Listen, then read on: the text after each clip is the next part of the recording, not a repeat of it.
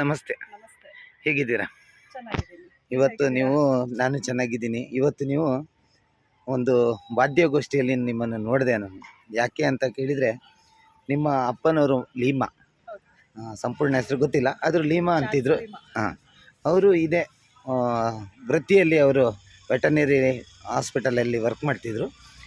ಅವರ ಸಮಯ ಸಿಕ್ಕಾಗೆಲ್ಲ ಮದುವೆ ಕಾರ್ಯಗಳು ಹಾಗೂ ಇಂಥ ಕಾರ್ಯಗಳಲ್ಲೆಲ್ಲ ಬ್ಯಾಂಡ್ ಸೆಟ್ ಅವರದೇ ಆದಂಥ ಒಂದು ತಂಡ ಇತ್ತು.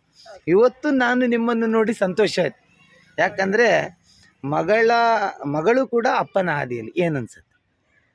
ಅದು ಕಲೆ, ತಂದೆಗೆ ಅವರ ತಂದೆಯಿಂದ ಬಂದ ಕಲೆ. ಅದು ಅವ್ರ ಮಗಂಗೂ ಬಂದಿದೆ. ಅದು ರಕ್ತದಲ್ಲೇ ಇರುತ್ತೆ ಕಲೆ. ಈ ಕುಲ ಕಸಬು ಅಂತಾರಲ್ಲ ಹಾಗೆ. ನಿಮ್ಗೆ ಏನನ್ಸುತ್ತೆ ಇವತ್ತು ಫಸ್ಟ್ ಟೈಮ್ ನೀವು?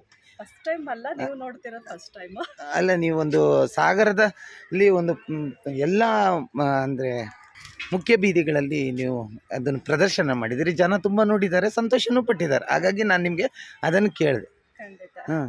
ನಿಮ್ಗೆ ಎಷ್ಟು ಸಂತೋಷ ಆಗತ್ತೆ? ತುಂಬ ಸಂತೋಷ ಆಗಿದೆ. ಯಾಕಂದರೆ ಕುಲ ಕಸಬು ಅದು ತಂದೆಯ ಕೆಲಸನ ಸಾಮಾನ್ಯ ಯಾರು ಇತ್ತೀಚೆಗೆ ಮಾಡಲ್ಲ.